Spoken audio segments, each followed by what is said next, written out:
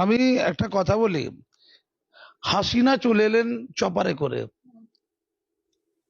কয়েক কোটি তার অনুগামী আওয়ামী লীগের সকলকে ফেলে।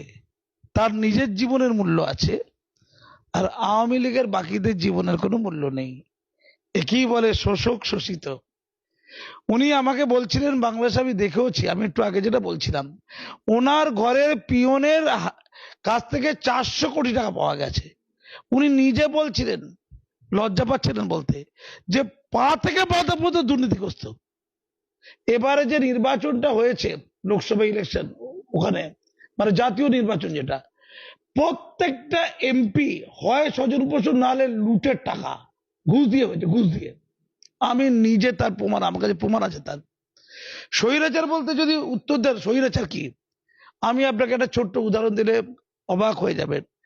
আমি যখন পদ্মা সেতুর উদ্বোধন হলো বছর 2 আগে, আমি সস্ত্রীক বাংলাদেশে বেড়াতে গিয়েছিলাম। ঢাকা থেকে যাচ্ছিলাম বরিশালে, লক্ষ্য ছিল কারে করে যাচ্ছিলাম, পদ্মা সেতুটা দেখবো, ওইটা দিয়ে যাব। পদ্মা সেতু ওঠার আগে হঠাৎ করে দেখলাম 1 কিলোমিটারের বেশি জায়গা নিয়ে গাড়ি আটকে আছে জ্যামে। জানলাম কি ব্যাপার, না হাসিনার ছেলে, বড় ছেলে না কি ছেলে যাই না, জয় নাম তার, সে আমেরিকায় থাকে, সে নাকি পদ্মা সেতু দেখতে এসেছে। তখন বেলা 11টা বাজে, অফিস আবার।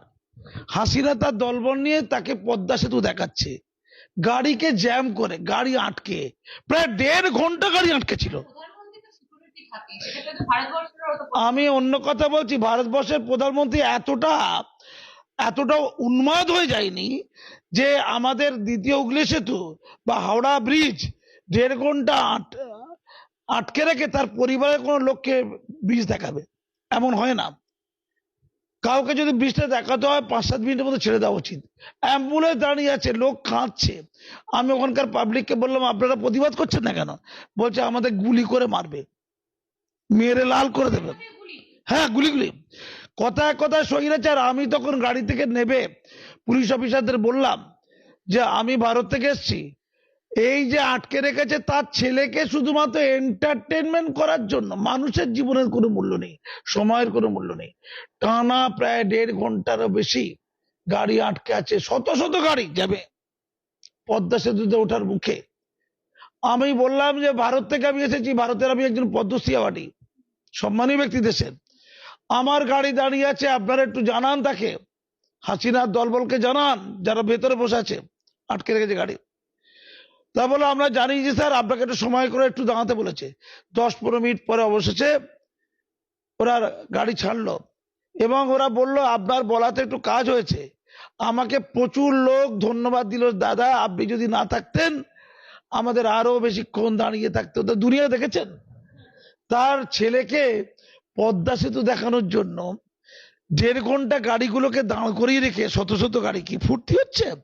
স্বৈরাচার কাকে বলে আমি সেই দিন দেখেছিলাম। তিনি যে বলেছেন ছেলে মেয়ের জন্য আমি কিছু করি, আরে কোটি কোটি টাকা লুট। তার বিরুদ্ধে সবচেয়ে বেশি অভিযোগ আছে দুর্নীতি। শুনে নিন এটা। আজকে যে ঘটনা ঘটলো, কত কম জ্ঞান দেখুন। এই যে পরিবারতন্ত্রের কথা বলা হয়, এটা পরিবারতন্ত্রের কুফল।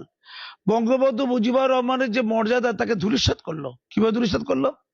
যে ঘটনা ঘটেছিল, ওই আরুক মুন্সি সাহেব বলছিলেন এটা তুচ্ছ ঘটনা ছিল, ফোড়া করে দিল ক্যান্সার। ছাত্ররা যখন সংরক্ষণ ইস্যুতে কিছু দাবি করেছে, তাদের বলতে পারত যে তোমাদের দাবিটা হাইকোর্টে বাতিল হয়েছে, সুপ্রিম কোর্টে আমি দ্রুত দাবিটা তুলবো, বিবেচনা করার জন্য আমি বলবো, তোমরা এত উত্তেজিত হও না। তোমাদের যে সংরক্ষণের যে তুলে দেওয়ার দাবি আমি তো 2018 সালে মেনেছি, কিন্তু সংরক্ষণ, ওই মুক্তিযোদ্ধা পরিবারের কিছু লোক হাইকোর্ট থেকে সংরক্ষণের দাবিকে আবার জাগরিত করেছে। আমি সুপ্রিম কোর্টে গিয়ে এটা মূল্যায়ন করতে বলবো। বলেছে? বলেনি। আবু শহীদকে মনে পড়ে? অল্প বয়সে 17-18 বছরের যুবক, তরুণ তাজা, সে শুধুমাত্র সংরক্ষণ বাতিল চেয়েছিল। যে সংরক্ষণ বাতিলের ঘোষণা তার কদিন পর সুপ্রিম কোর্ট থেকে হলো যে ছাত্ররা যে দাবি করেছে ওটা সঠিক, মুক্তিযোদ্ধাদের জন্য অত সংরক্ষণ দেওয়া যাবে না। মুক্তিযোদ্ধারা মারা গেছে, তার নাতিপুতি, তস্য নাতিপুতি, তাস্য নাতিপুতি, তারা কি ব্যাকওয়ার্ড? তারা কি অনন্তকাল ধরে সংরক্ষণ পাবে? যুক্তির কথা তো এটা। তো তাই যদি ওদেরকে কন্ট্রোল করতে পারতো, ওদের কথা শুনতো, নির্বিচারে গুলি যদি না চালাতো, আজকের এই দিনটা দেখতে হতো না। আবু শহীদ শুধু প্রতিবাদ করেছিলেন, সে বলেছিলেন যে সংরক্ষণটা বাতিল করো, ভয় পাই না, বন্দুকেরও ভয় পাই না। সে বুকটা পেতেছিল, সবাই জানতো এই বুকটা পাতলে কেউ গুলি করবে না। সে নিরস্ত্র লোক, তার বুকে ঢিচা ঢিচা করে গুলি, তার রক্ত জমাট বুকে যে হিংসা লেগেছিল, তারই পরিণাম হলো আজ আওয়ামী লীগের সর্বশান্ত হওয়া আর হাসিনার পালিয়ে যাওয়া। হাসিনা কিন্তু ভারতেই আশ্রয় নিয়েছে, যা জানা যাচ্ছে। আমি ভারতে আশ্রয় নিয়েছে, এরা লন্ডনে যাবে।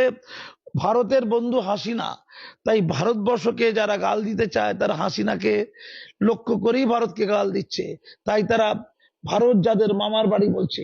এবং হাসিনা যেহেতু ভারতবর্ষ, যারা সংখ্যা গুরু তারা বাংলাদেশের সংখ্যা লঘু, এটাকে ধর্মে নিয়ে চলে যাচ্ছে। যারা হাসিনাকে সরিয়ে ক্ষমতা নিচ্ছে তাদের কাছে আমার করজোড়ে মিনতি, আপনারা রাজনৈতিক দাঙ্গা হাঙ্গামা যা পারেন করুন, সেটা বন্ধ হলে ভালো হয়। আওয়ামী লীগের আমলোকেরা তো কোনো দোষ করেনি, তাদের উপর আপনারা চড়াও হবেন না।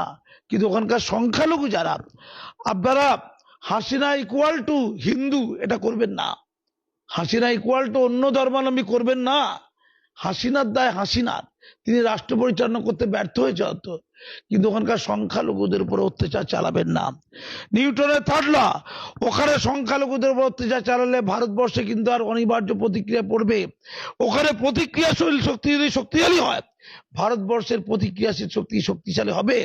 দুঃখের এটা, আমি অবাক হয়ে যাচ্ছি যে ভারতবর্ষ মুক্তিযুদ্ধে যদি না থাকতো আজকে স্বাধীন বাংলাদেশ সৃষ্টি হতো না।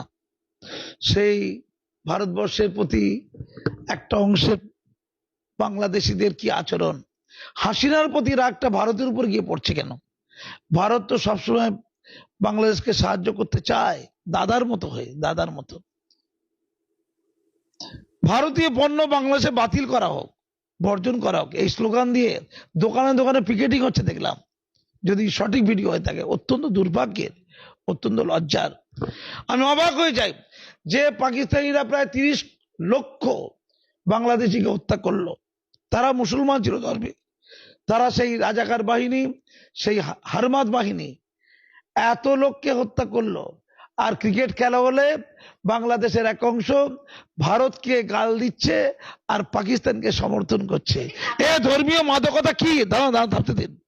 এছাড়া ভারতের ক্ষেত্রে একটা সংকট আমি ফলো করছি, সেটা হচ্ছে ভারতের চারিদিকে সব শত্রু রাষ্ট্র রয়েছে, বাংলাদেশ ভারতের বন্ধু রাষ্ট্র ছিল।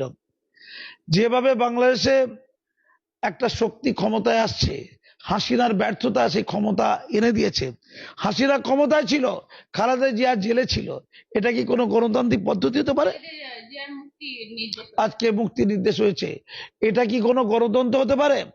স্বৈরাচারের ব্যর্থ স্লোগান বারে বারে বাংলাদেশের বাতাসে অনুরণিত হয়েছে, তার অনিবার্য ফলশ্রুতি আমরা দেখছি। আমার খুব ভয় লাগছে বাংলাদেশের সাথে চীনের সম্পর্কের বৃদ্ধি না ঘটে। আমার মনে হচ্ছে এবার চীন বাংলাদেশের উপর নিয়ন্ত্রণ কায়েম করবে, যেটা সূচনা হাসিনা নিজেই করেছে।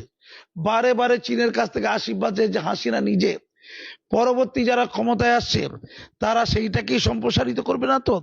কক্সবাজার উপরে চীন তার আধিপত্য কায়েম করেছে, কক্সবাজার পোর্টটাকে চীন পরিচালনা করছে।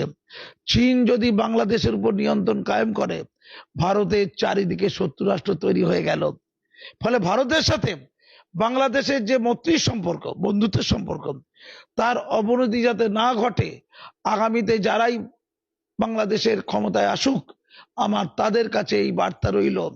আর ভারতকে অত্যন্ত ঠান্ডা মাথায় বুঝে শুনে পদক্ষেপ নিতে বলছি। বাংলাদেশে যদি নোবেল প্রাইজ পাওয়া মোহাম্মদ ইউনূস ক্ষমতায় আসেন, শুনছি নাকি তাকে অন্তর্বর্তী সরকারের প্রধান করা হবে। তিনি শিক্ষিত মানুষ, তার প্রতি হাসিনার আচরণ ভালো ছিল না আমি যতটুকু জানি। তাকে আমি অনুরোধ করছি, তিনি মুক্তমনা মানুষ, বাংলাদেশের ধর্মান্ধ অন্ধকারে থাকা গোঁড়াল মানুষদের আপনারা দমন করুন, সেখানে দুর্বলদের উপর অত্যাচার বন্ধ করুন, নতুবা উপমহাদেশ শান্তিতে থাকবে না।